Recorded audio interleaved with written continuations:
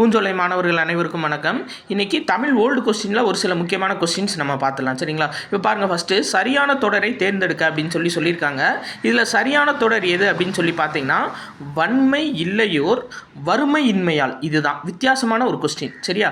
இதை சொன்னது யார் அப்படின்னா கம்பர் சொல்லியிருக்காரு. ஆக்சுவலாக இதோட அர்த்தம் வறுமை இல்லாததால் அந்த நாட்டில் கொடைக்கு இடம் இல்லைன்னு சொல்லியிருக்காரு. அப்போ 3 சுழியின் வன்மை அப்படின்னா என்ன அப்படின்னா கொடைத்தன்மை, 2 சுழியின் வன்மை அப்படின்னா வலிமை. சரியா? அப்போ வன்மை இல்லையோ கொடைத்தன்மை கொடுக்குறவங்க இல்லை, ஏன் அப்படின்னா வறுமையின்மையால். சரியா?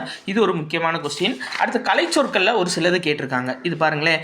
ரேஷ்னல் அப்படின்னா என்னன்னா பகுத்தறிவு, சீர்திருத்தம் அப்படின்னா என்னன்னா ரெஃபார்ம், தத்துவம்னா ஃபிலாசபி, ஞானி அப்படின்னா செயின்ட்டு.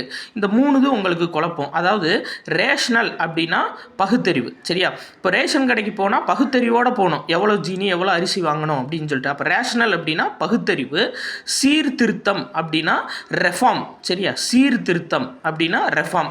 அடுத்து ரினைசென்ஸ் அப்படின்னா மறுமலர்ச்சி. இதை ரிலையன்ஸ் சாஸுன்னு ஞாபகம் வச்சுக்கோங்க சும்மா. சரிங்களா? ரிலையன்ஸில் போய் சாஸ் வாங்குகிறோம் ஞாபகம் வச்சுக்கோங்க. ஸோ சாஸ் சாப்பிட்டா முகம் மறுமலர்ச்சி ஆயிடும். அப்போ ரினைசென்ஸ் அப்படின்னா மறுமலர்ச்சி, ரேஷனல் அப்படின்னா பகுத்தறிவு, சீர்திருத்தம் அப்படின்னா ரெஃபார்ம். இது 3 ஞாபகம் வச்சுக்கோங்க. அடுத்து பாருங்க, கான்சனன்ட். இதோட தமிழ் சொல் என்ன அப்படின்னா மெய்யொலி. அப்போ உயிரொலி அப்படின்னா என்னன்னா வவ்வல், மூக்கொலி அப்படின்னா நாசல் கான்சனன்ட், சித்திர எழுத்து அப்படின்னா பிக்டோகிராஃப். சரியா? அடுத்து 39வது கொஸ்டின் பாருங்க. பொருந்தா சொல்லை கண்டறிகன்னு சொல்லி கொடுத்துருக்காங்க.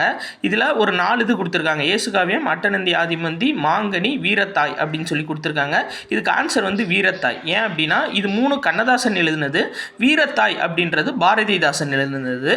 ஸோ கூடுதலாக பார்த்தீங்க அப்படின்னா கண்ணதாசன் எழுதின சேரமான் காதலி அப்படின்ற புதினம் சாகித்ய அகாடமி விருது வாங்கினது. அவருடைய நாடக நூல், கண்ணதாசனுடைய நாடக நூல் எது அப்படின்னா ராசதண்டனை. நன்றி.